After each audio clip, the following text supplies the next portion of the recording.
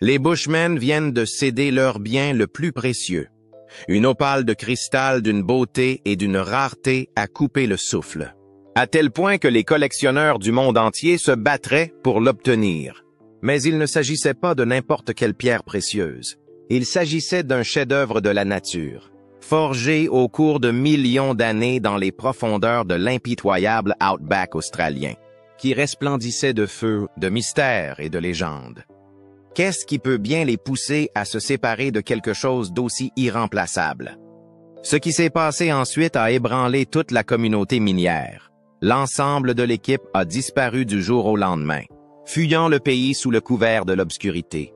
Et lorsque la vérité a éclaté, ce n'était pas la cupidité ou le désespoir qui étaient à l'origine de la vente, c'était la trahison. Une seule décision gouvernementale a mis à genoux 1000 mineurs. Sans crier guerre, un nouvel ensemble de réglementations minières a été introduit, annulant les revendications juridiques qui étaient restées valables depuis 2015. In an instant, des moyens de subsistance entiers ont été anéantis. The Lightning Ridge à Growan. Le chaos a éclaté. Des mineurs qui avaient respecté toutes les règles, payé tous les droits, joué franc jeu depuis le début, ont été rejetés comme des criminels. Pas de discussion, pas d'avis, juste une fermeture brutale qui a laissé des familles brisées et des communautés en état de choc. Mais voilà, cette loi n'est que la partie émergée de l'iceberg. En épluchant les couches, nous découvrons des faits bien plus sombres que quiconque n'aurait pu l'imaginer. Et croyez-nous, ce n'est pas la seule bombe à venir. Pour les Bushmen, cela ne signifiait qu'une chose, s'adapter ou disparaître. La plupart des sites miniers étant bloqués par la bureaucratie, le seul endroit qui leur restait était la concession de Robbie. Un dernier refuge, une seule chance. Mais même cela ne durera pas éternellement. Les factures s'accumulaient et, en l'absence de nouveaux locaux à explorer, leurs options se raréfiaient. C'est pourquoi ils ont fait le choix douloureux de vendre aux enchères leur découverte la plus précieuse. L'opale elle-même était une merveille, soixante et un carats de pure brillance. Elle brillait sous la lumière, dans des teintes vibrantes de bleu profond, de rouges ardents et de verts électriques. Tous ceux qui connaissaient les opales savaient qu'il s'agissait d'une véritable affaire, d'une découverte unique, du genre de pierre qui pouvait aider un homme pendant des années, voire toute une vie. Mais aujourd'hui, elle est cédée aux plus offrants. La vente aux enchères en ligne est tendue. Des enchérisseurs du monde entier font la queue, lançant des chiffres comme s'il s'agissait d'une partie de poker à enjeu élevé. Le prix de départ était de 5 000 $, une somme décente, mais loin de ce que valait cette beauté. Les offres grimpent rapidement. 3 000, 4 000, puis 5, 6, et plus encore. Chaque offre faisait monter les enchères, tandis que les Bushmen observaient, sachant qu'une fois le marteau tombé, ce morceau d'histoire disparaîtrait à jamais. En fin de compte, l'objet a été adjugé pour une somme que beaucoup considéreraient comme un changement de vie. Mais voici la vérité brutale. Aucune somme d'argent ne peut remplacer ce qui a été réellement perdu. Il ne s'agissait pas seulement de vendre une opale. C'est tout un mode de vie qui a été arraché. Les motifs sont là. Vous n'avez pas à les déplacer. Vous n'avez pas besoin du soleil. C'est une pierre précieuse. C'est un cristal. C'est pourquoi l'opale Queensland Boulder est la meilleure opale. Des générations de connaissances durement acquises. Un travail éreintant et une détermination sans faille. Le tout balayé par un système qui s'en moque. Les Bushmen ne vendaient pas seulement une pierre. Ils vendaient le dernier fil de sécurité qui leur restait. L'extraction de l'opale en Australie n'a jamais été simple. Il s'est toujours agi d'un pari, les mineurs pouvant creuser pendant des années sans rien trouver ou trouver un filon qui change leur vie à jamais.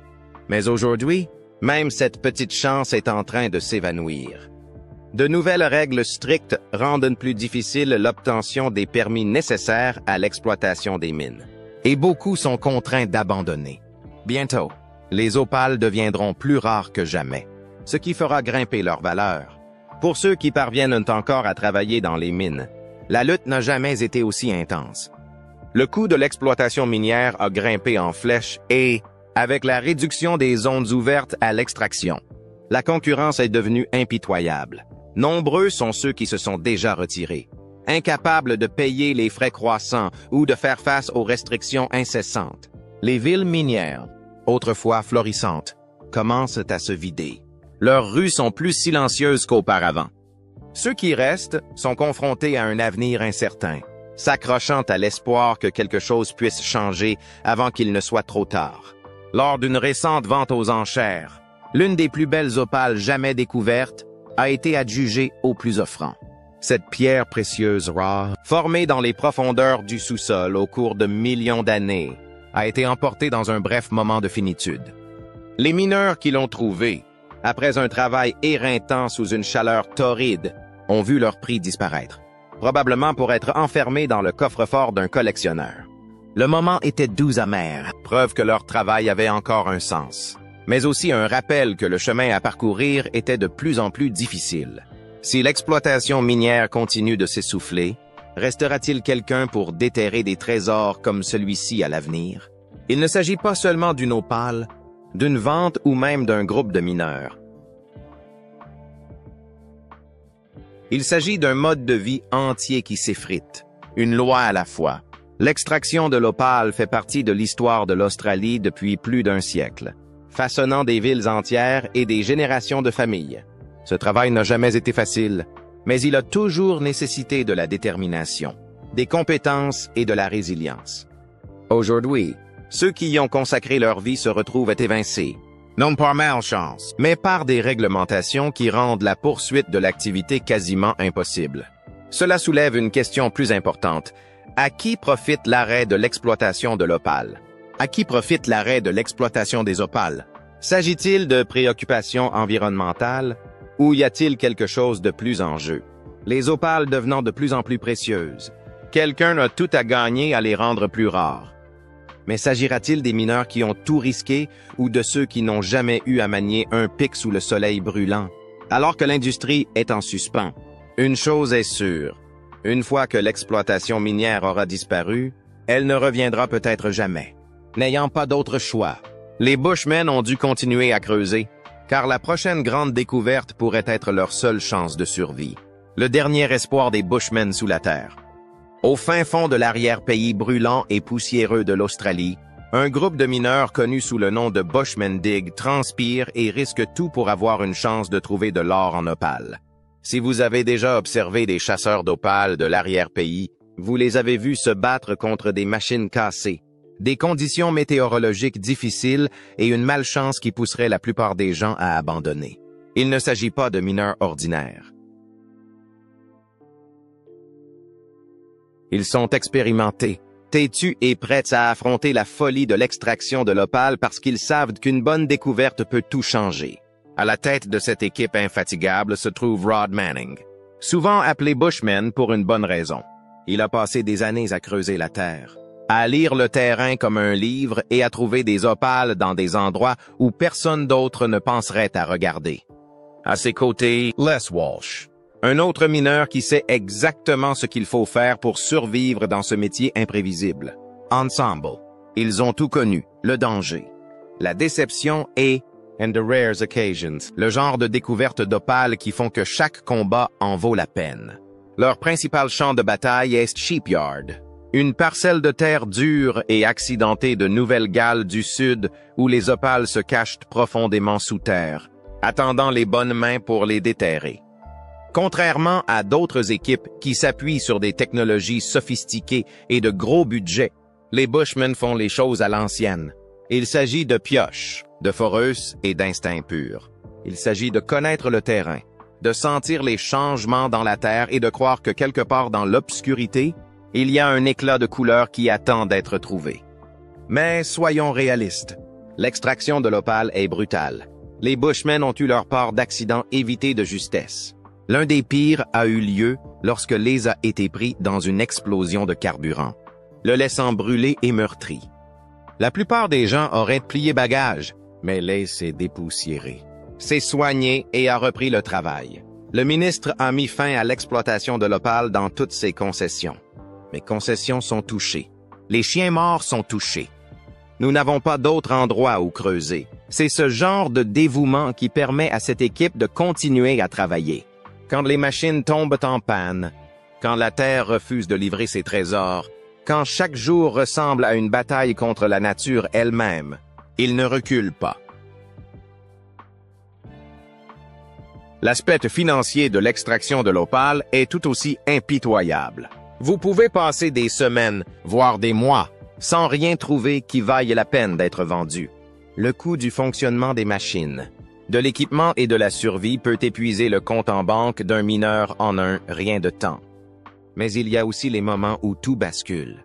Les Bushmen ont extrait du sol des opales d'une valeur de plusieurs dizaines de milliers d'euros, prouvant ainsi que leur pari n'est pas qu'un simple espoir, mais qu'il s'agit bien d'une chance réelle d'obtenir quelque chose d'important. Chaque fois qu'ils tombent sur une poche de grande valeur, cela les incite à continuer. Au-delà du creusement et du danger, les Bushmen ont la réputation d'être de vrais gars, sans état d'âme, qui aiment ce qu'ils font. Ce ne sont pas seulement des mineurs. Ils font partie de la communauté de l'opale. Lorsqu'ils ont fait une pause pour visiter les chambres de la Main Noire à Lightning Ridge, ils n'étaient pas là en simples touristes. Ils ont été accueillis comme de vieux amis, car dans ce monde, la réputation est primordiale.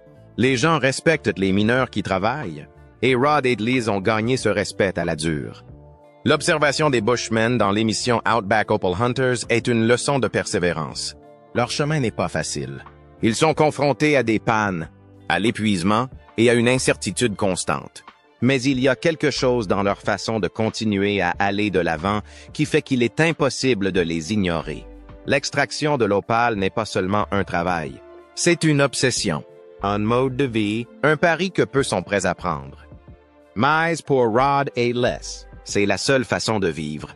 Chaque mineur espère trouver une opale si rare et si précieuse qu'elle changera sa vie. Mais pour certains, cela se produit d'une manière inattendue. La chasse aux opales dans un pays hostile. L'extraction d'opales en Australie a toujours été un pari.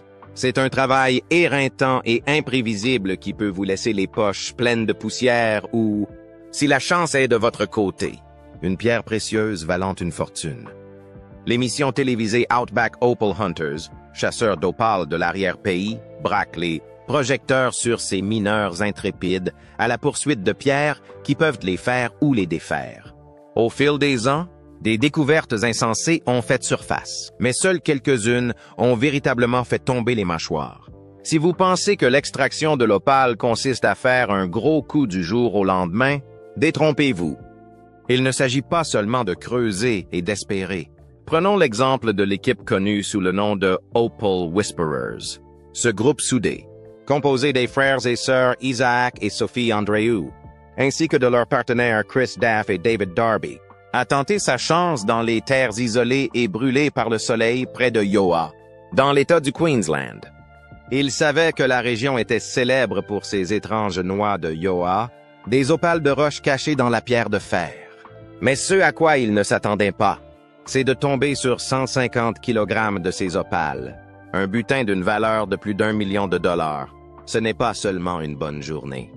C'est le genre de découverte qui transforme un mineur en difficulté en une légende de l'opale.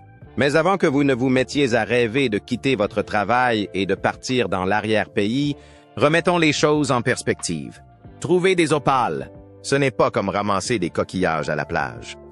La découverte des Opal Whisperers n'est pas une simple question de chance.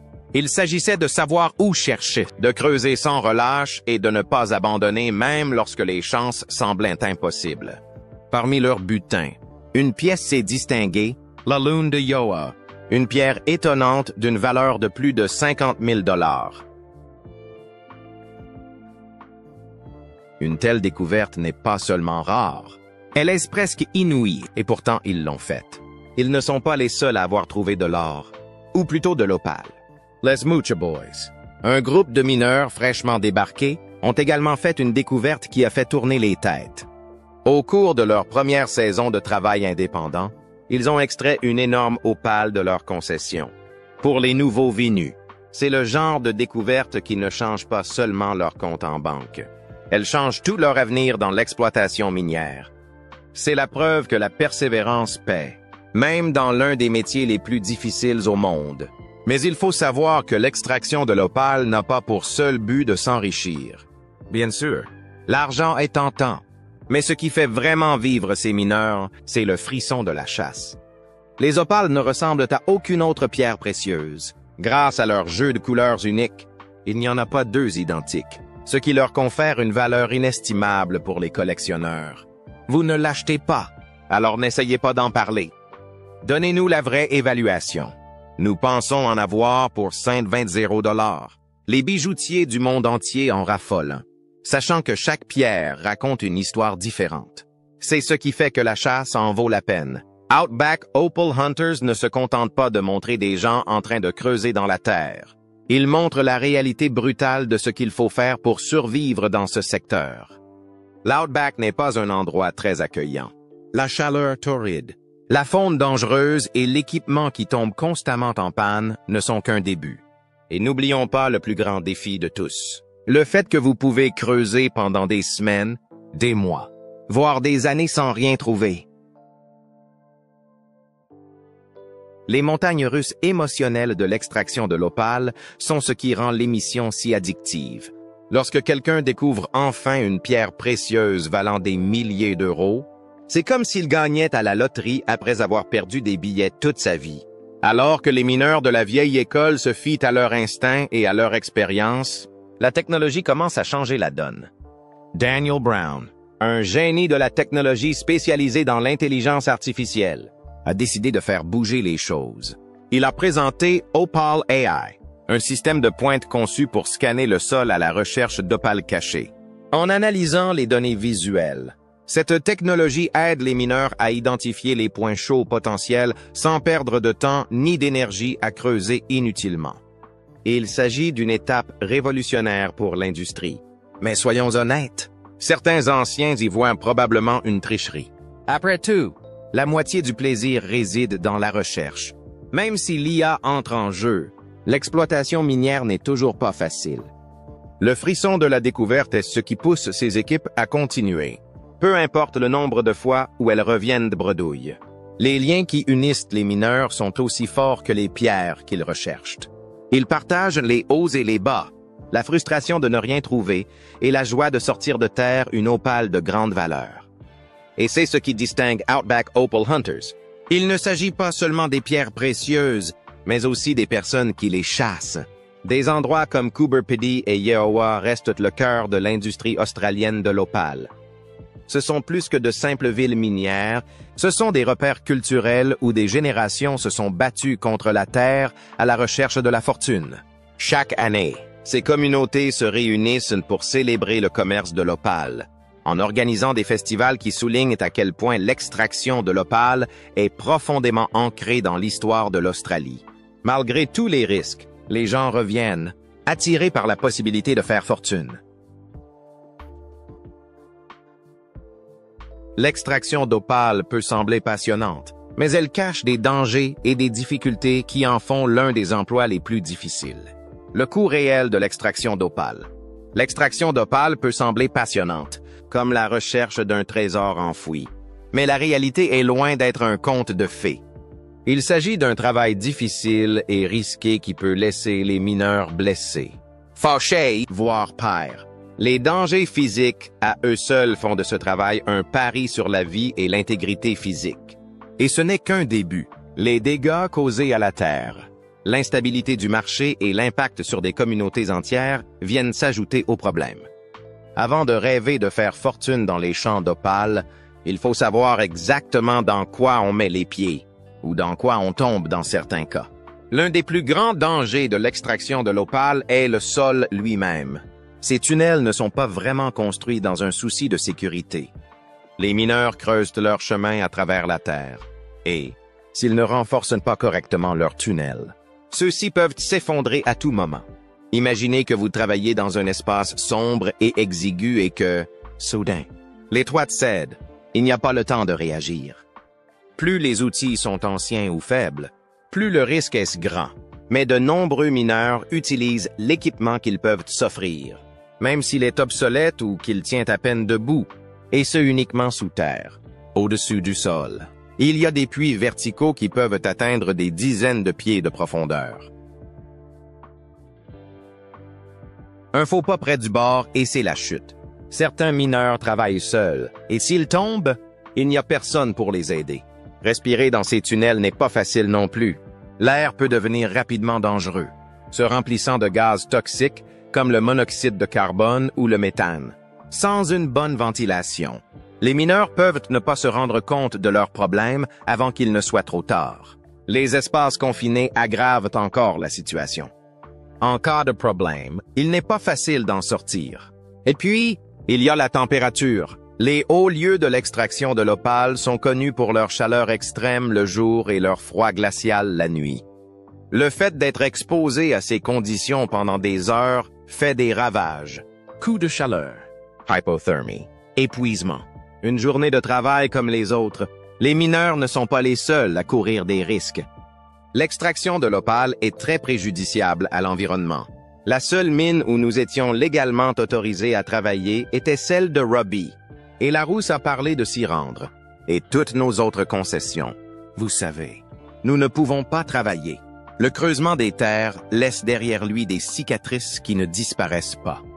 Les machines lourdes compactent le sol, ce qui rend la croissance des plantes plus difficile. L'eau de pluie s'écoule au lieu de s'infiltrer, ce qui entraîne l'érosion du sol. En l'absence de soins appropriés, ce qui était autrefois une zone minière prometteuse se transforme en une terre stérile. Mais pire encore, les forêts et les prairies sont déboisées pour faire place à l'exploitation minière, détruisant ainsi les habitats des animaux et des plantes. Une fois l'équilibre rompu, il ne se rétablit pas facilement. Il y a aussi les puits de mines abandonnés, des trous dans le sol qui deviennent des pièges mortels pour les animaux, les personnes et même les véhicules.